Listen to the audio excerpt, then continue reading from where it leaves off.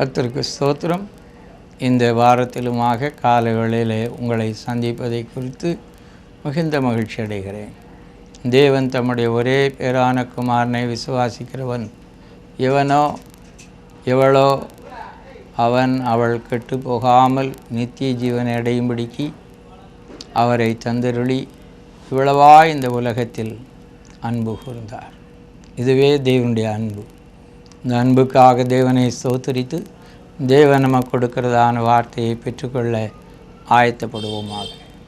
பரிசுத்தமுள்ள எங்கள் நல்ல தகப்பனே, இந்த காலை வேளையிலுமாக நீர் எங்களிடத்தில் வைத்திருக்கிறதான அன்பை ஒரு முறையாக நாங்கள் ருசிக்கும்படியாக அறிவு கிட்டாத அந்த அன்பு, ஆழமான அன்பு, நீளமான அன்பு, உயரமான அன்பு எங்களுடைய வாழ்க்கையிலே வெளிப்படும்படியாக எங்களோடு கூட இடைபடுவீராக. இயேசுவின் மூலம் பிதாவே, ஆமென். இந்த நாளின் காலை வேளையிலுமாக தேவன் உங்களோடு கூட பேசும்படியாக எனக்கு கொடுத்த வார்த்தை லூக்கா எழுதின சுவிசேஷம் 1 அதிகாரம் 37 தேவனாலே கூடாத காரியம் ஒன்றுமில்லை. தேவனாலே கூடாத காரியம் ஒன்றுமில்லை.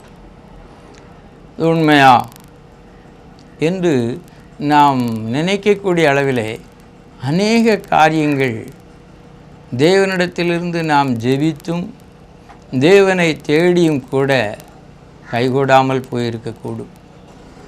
அப்படிப்பட்டதான காரியங்களை வைத்து சிலர் தேவன் எங்கே என்று சொல்லுவார்கள், சிலர் தேவன் இல்லை என்று சொல்லுவார்கள். இன்னும் பல காரியங்களை பற்றி பேசுவார்கள், நினைப்பார்கள்.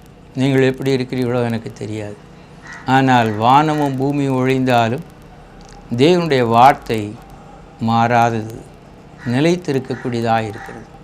அந்த வார்த்தை இந்த பரிசுத்த வேதாகமத்தின் மூலமாக வெளிப்படுத்தப்பட்டிருக்கிறது. அதனுடைய ஆதாரங்கள் ஒரு நல்ல அஸ்திபாரங்கள் போன்றவை. இங்கே நாம் பார்க்கும்போது தேவனாலே கூடாத காரியம் ஒன்றுமில்லை என்று சொல்லி தேவதூதன் மரியாளிடத்திலே சொல்லுகிறான். மரியாள் ஒரு சாதாரணமான ஒரு பெண். ஆனால் அவளுடைய வாழ்க்கையில் இருந்ததான மேன்மை தேவனுடைய கண்களில் அவள் கிருபை பெற்றவள். இந்த உலகத்தில் இதை போல சில காலங்களிலே சில மனிதர்கள் சில மனுஷிகள் இருந்தார்கள் என்று வேதாகமத்திலே ஆதியாகமம் முதல் தொடர்ந்து நாம் பார்க்கும்போது நாம் பார்க்க முடியும். அதிலே ஒரு பெண் மரியாள். அவள் கிருபை பெற்றவளாக இருந்தாலும் கூட அவளுக்கு இருக்கிறதான கிருபை என்னதென்று அவளுக்கு தெரியாமலே இருந்தது. சில நேரத்தில் தேவன் நமக்கு கொடுத்திருக்கிற ஒரு கிருபையை குறித்து நாம் அறியாமலே இருக்கக்கூடும். அது மாத்திரமல்ல, அவளுடைய வாழ்க்கையிலே கிருபையின் மேல் கிருபையை கொடுக்கும்படியாக தேவன் கொடுக்க போகிற ஒரு புதிய கிருபையை குறித்து சொல்லும்படியாகத்தான் தேவன் தம்முடைய தூதனை மரியாளிடத்திலே அனுப்பினார். அவள் பெறப்போகிற கிருபை என்ன என்று சொன்னால், அவள் கற்போதியாகிய ஒரு குமாரனை பெறுவாள் என்பதே. இந்த வார்த்தை அவள் கேட்ட உடனே அவள் அதிர்ச்சி அடைகிறாள். காரணம் என்னவென்று சொன்னால், அவள் திருமணமாகாதவள், திருமணத்துக்காக நிச்சயிக்கப்பட்டவள். நிச்சயிக்கப்பட்டு திருமணமாவதற்கு முன்பதாகவே தேவதூதன் வந்து நீ கற்போதியாகி ஒரு குமாரனை பெறுவாள் என்று சொன்னபோது அவளுடைய வாழ்க்கையிலே அதிர்ச்சியாக இருக்க நியாயமான ஒரு கேள்வியை அவள் கேட்டாள். அது என்னவென்றால், லூக்கா 1 அதிகாரம் 34 சொல்லப்பட்டிருக்கிறது. அதற்கு மரியாள் தேவதூதனை நோக்கி, இது எப்படி ஆகும்? புருஷனை அறியேனே. இது எப்படி ஆகும்? புருஷனை அறியேனே. புருஷனை அறியாதபடிக்கு எப்படி ஒரு பெண் ஒரு குழந்தையை பெற்றெடுக்க முடியும் என்பது நியாயமான கேள்வி. அதற்கு தேவதூதன் கொடுத்ததான பதில் மிகவும் அதிர்ச்சியாகவே காணப்படுகிறது. அவர் சொல்லுகிறார், உன் இனத்தாளாகிய எலிசபெத்தும் தன் முதிர் வயதிலே ஒரு புத்திரனை கற்பந்தரித்திருக்கிறாள் என்று சொல்லுகிறார். இந்த மரியாளுக்கு ஒரு இனத்தாள். அவள் வயது சென்றவள். அவளுடைய புருஷனும் வயது சென்றவன். அவனுடைய பெயர் சகரியா. அவளுடைய பெயர் எலிசபெத்து.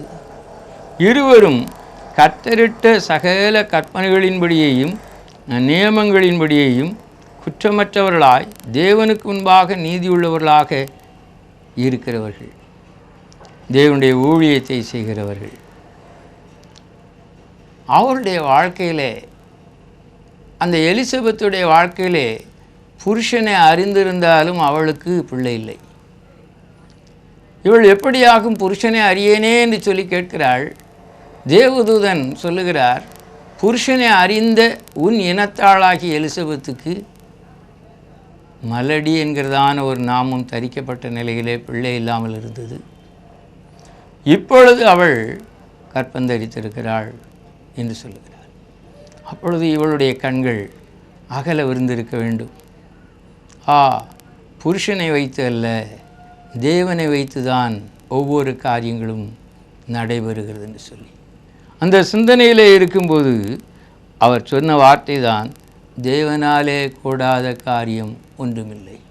எனக்கு அருமையானவளே, உங்களுடைய வாழ்க்கையிலே இது எப்படியாகும் என்கிறதான நிலையிலே நியாயமான சில கேள்விகளோடு கூட நீங்கள் உட்கார்ந்து கொண்டிருக்கிறீர்களா? அல்லவென்றால் கேட்டுக்கொண்டிருக்கிறீர்களா?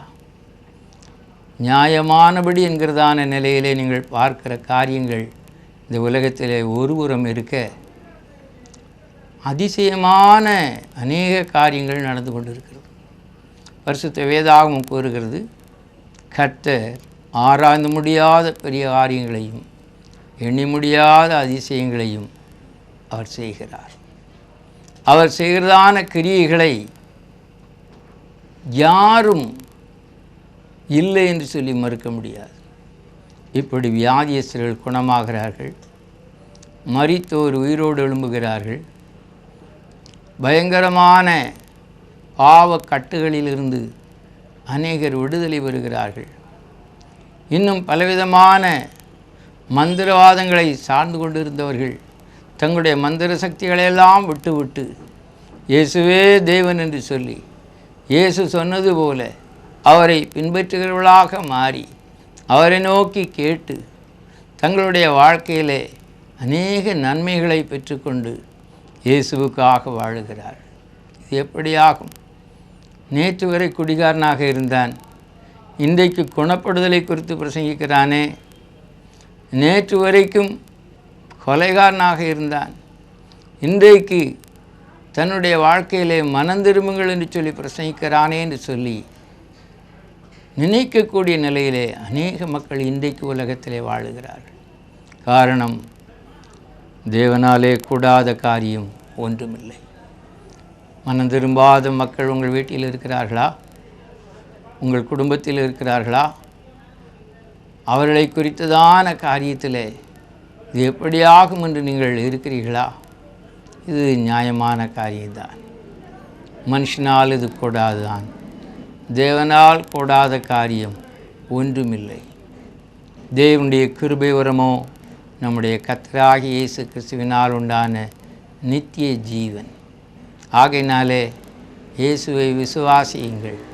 கர்த்தராகிய இயேசு கிறிஸ்துவை விசுவாசி, அப்பொழுது நீயும் உன் வீட்டார் அனைவரும் ரட்சிக்கப்படுவீர்கள் என்று சொன்னது போல கர்த்தர் ரட்சிப்பார். ரட்சிப்பு கர்த்தருடையது. பூமியிலே ரட்சிப்புகளை நடத்தி வருகிற தேவரீர் ராஜாதி ராஜாவாக ஆளுகை செய்கிறார். ஜெபிப்போம்.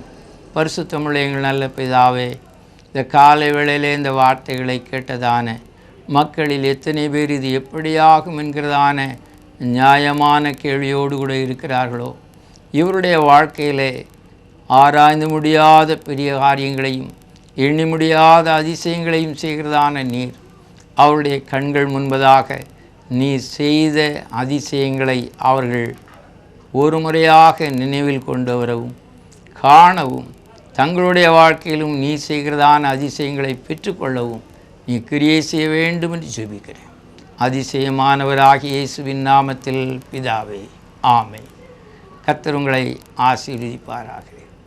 உங்கள் காணிக்கைகளை நீங்கள் அனுப்பும்போது திரையிலே காணுகிறதான இந்த பேங்க் அக்கௌண்ட் நம்பருக்கு நீங்கள் அனுப்பலாம். அல்லவென்றால் எங்களுடைய விலாசங்களுக்கு நீங்கள் அனுப்பலாம். எல்லாவற்றுக்கும் மேலாக இந்த ஊழியத்தினால் அநேகர் சந்திக்கப்பட கிறிஸ்து இயேசுவை சொந்த இரட்சகராக ஏற்றுக்கொண்டு அந்த ஆசீர்வாதத்தை பெற்றுக்கொள்ள ஜெபத்தில் தாங்குங்கள்.